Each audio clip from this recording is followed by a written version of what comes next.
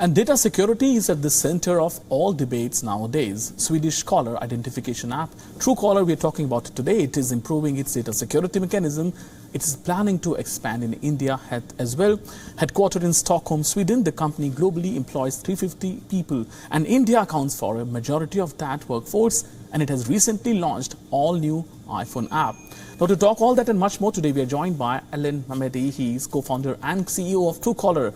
Good morning to you, Alan. First of all, let's begin by talking about your growth plans. What are your growth plans for Truecaller? Yeah, absolutely. And thanks for having us. I think growth generally this year has been continues to be very strong. The organic growth is obviously has always been the catalyst for us.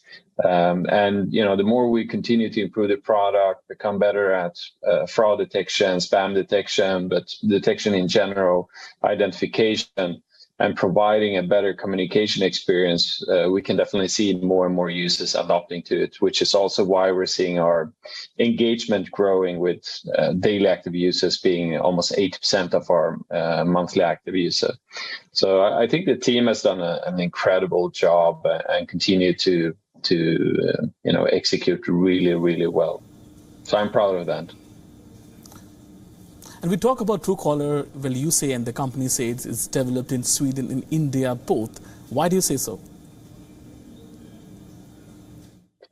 I mean, the reason why we say it is because the two big sort of R&D or developing offices that we have are based in India and Stockholm. That's where the magic happens. So that's why we say I think it would be unfair to say made in Sweden when it's actually being made in both places. You're expanding on iOS now. We were there earlier, but you've brought new features. But aren't you late on iOS platform? You were majorly focused on Android earlier. Yeah, I know. We're really sorry about that. But Truecaller has always been available on iOS for since we started the company, basically.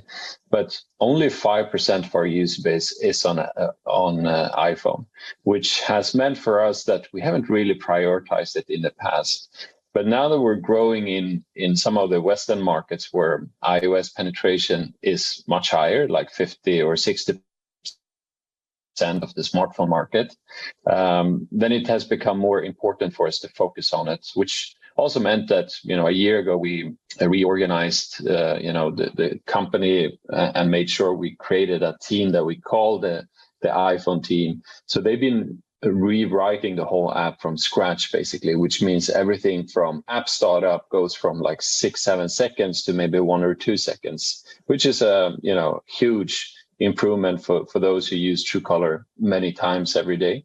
But we also made sure to improve the way it detects calls using some of the official APIs like CallKit.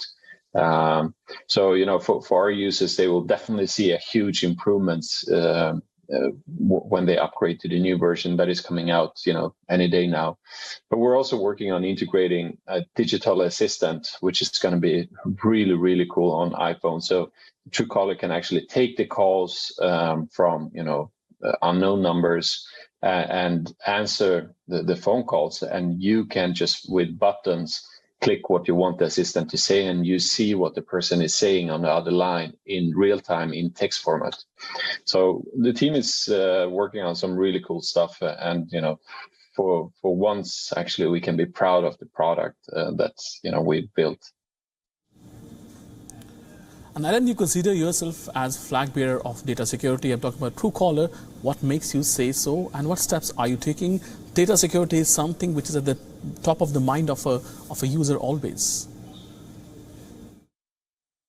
Yeah, no, absolutely. And there is a certain misconception, I would say, around that. The number one misconception is that Truecaller, crowdsource or steals my contacts. If I will quote what many users are saying or thinking, which is definitely not the case. We don't crowdsource phone book contacts if you download the app from Google Play or iPhone App Store. But also we always had what we call a data minimization policy, which means we don't collect information that doesn't provide value back to the user, basically, in the experience. And whatever we can process offline on the device without sending that information, we do that. So, for example, when we categorize SMS messages to highlight the important ones, nothing is actually being sent to the server. Everything is done on the client side. But with our data minimization policies that we have internally, it also means that we don't store data forever. We truncate it, we delete it after X number of months, and the reason why we might collect certain data would be for troubleshooting if there's a bug out or whatever it is. So I think we're probably one of the friendliest companies on earth when it comes to digital products and, being on the consumer side, because in the end, we want to build things that we would want to use ourselves if we were not in the company. And also, I tell every employee who join our company, even still today, that whatever we do, we should be able to stand in front of a camera, say exactly what we do without feeling awkward about it. And if we do, then we're focusing on the wrong things. And I think that's really, really important. And lastly, I could, just say that all Indian user data is processed and stored in India, which I believe adds some sort of a comfort to users. But so that's one of the reasons. But the main reason is, of course, we want our servers to be close to our users so that, the lookup time and everything goes much faster.